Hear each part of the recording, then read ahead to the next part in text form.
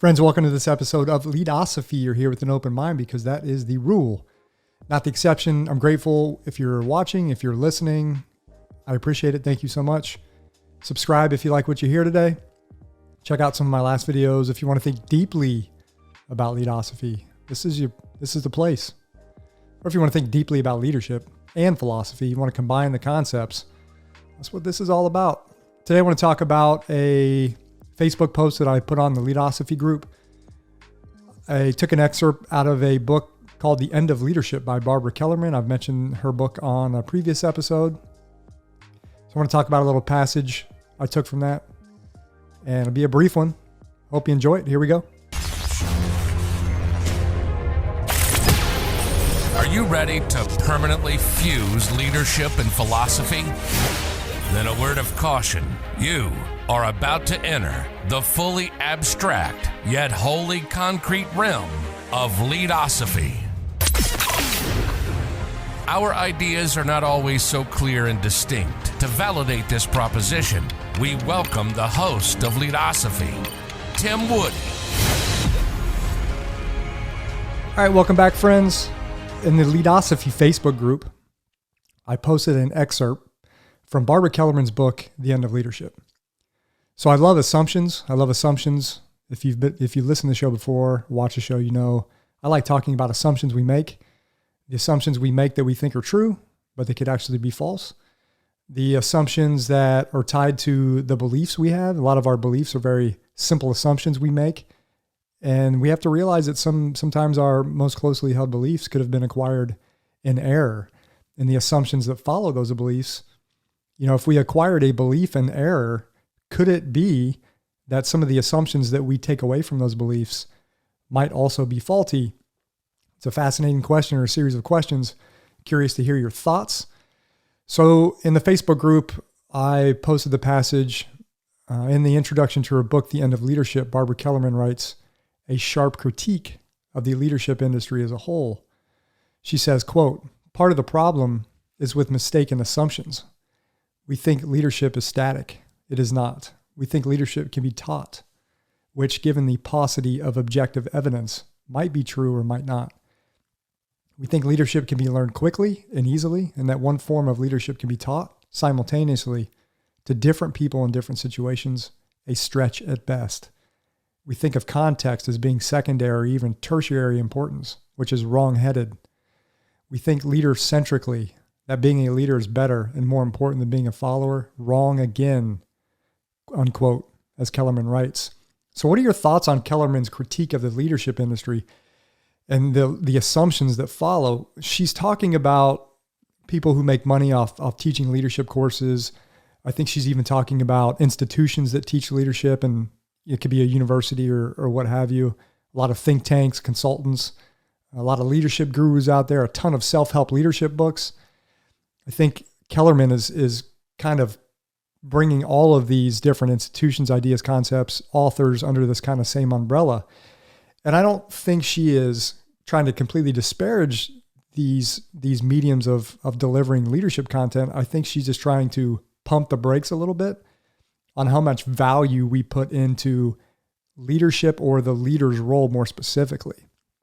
Now, her book is, the beginning of the book is thought-provoking, maybe a little controversial, but she gets into some really, really good concepts about leadership, followership, in the situations that give rise to the dynamic relationship between a leader and follower, which I really like.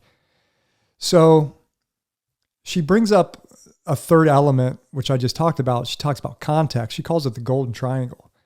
And the three sides of this equilateral triangle, you have leaders, followers, and context. And she's trying to make the case that they're all kind of equally important. I don't know if every situation you can say they're all equally important. And I think it depends on what the situation is. And you can explore that more, your own ideas, if you check out our book. But I want to talk about a couple things she said.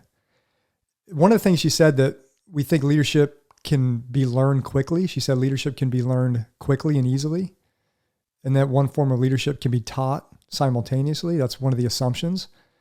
And I have to go back to my Gonzaga experience in grad school, the organizational leadership program, because one of the key ideas of that program was not so much how to lead others. It was a large part of that program was the exploration of the self. It was trying to discover who you are as a leader and who you are as a follower. It wasn't, all the emphasis wasn't just on leadership. It was a lot of followership as well. You got to remember Gonzaga is a Jesuit school. So there's a heavy emphasis at Gonzaga in the leadership program on servant leadership. And I'm not sure servant leadership is necessarily leader-centric, as what Barbara Kellerman talks about as we overemphasize leader-centric ideas. But again, exploration of the self at Gonzaga program, and we were exposed to a wide array of leadership materials, books, theories, ideas. We learned about all the different leadership theories that were out there, and we weren't expected to pick a theory and stick to it. I think one of the concepts that I came away with from the Gonzaga program is that leadership theories and styles of leadership might have to be adapted to the situation, to the context that Kellerman brings up. So I think it's important to understand that a lot of the concepts we have of leadership, and I can just talk about my Leadosophy Facebook group, everyone's idea or concept of leadership is a little different in that group. And I don't think anyone's concept of leadership is static. She talks about leadership as a static concept, or one of the assumptions is that leadership is a static concept. I don't think like that at all. And a lot of people I talk to, I don't think they believe that leadership is a static concept. Not anyone who deeply loves to learn about leadership and try to understand leadership. They understand how leadership evolves. It evolves to meet the context. Sometimes the context meets the leader's style. Sometimes a combination of both. So those are my initial thoughts on that post that I put in the Facebook group. But I want to end this short Leadosophy podcast with a YouTube excerpt from Barbara Kellerman, and she's talking about her book, The End of Leadership. This book came out in 2012, and this YouTube clip is from 2012, but she was specifically asked, how has the relationship between leaders and followers evolved? And I found her answer interesting because she talks historically. She brings up history and she brings up philosophy, which, I mean, she had me at philosophy, as you'll see in her answer. So I'm going to let this clip play for a couple minutes, and then we'll wrap up with some closing thoughts. So here we go. Barbara Kellerman on her book, The End of Leadership, and her response to the question, how has the relationship between leaders and followers evolved? Well, one of the reasons I talk about followers as much as I do about leaders is because I'm a small student of history. And if you look at the history of patterns of dominance and deference, you will see that times change. So Plato talked about the philosopher king, and Machiavelli talked about the prince. But then when we get, for example, to the Enlightenment, we suddenly have a conversation that is not only about leaders, but that is about followers, and that is about the sharing of power. Suddenly leaders are not, it's not about the divine right of kings anymore, or philosopher kings or princes, but about how to have power shared, a system of governance in which power is shared. Once you get to sharing power, you realize that not everybody's a leader. Some people are what I call followers, although we could debate the term. I won't go into that at this moment.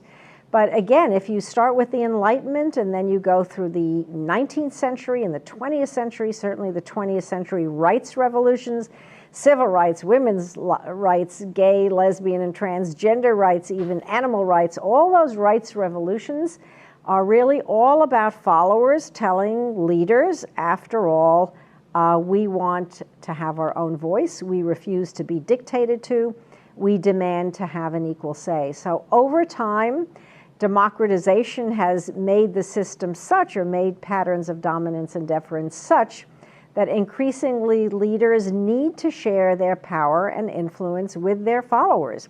And the 21st century, for reasons of culture and technology, have taken this to yet a further extreme, with technology now recently in particular again, changing patterns of dominance and deference in ways we could not have anticipated even a decade ago. So there you go. Barbara Kellerman's response to the changing dynamics of leadership and followership. I think what I take away from that, I think we need to make a distinction.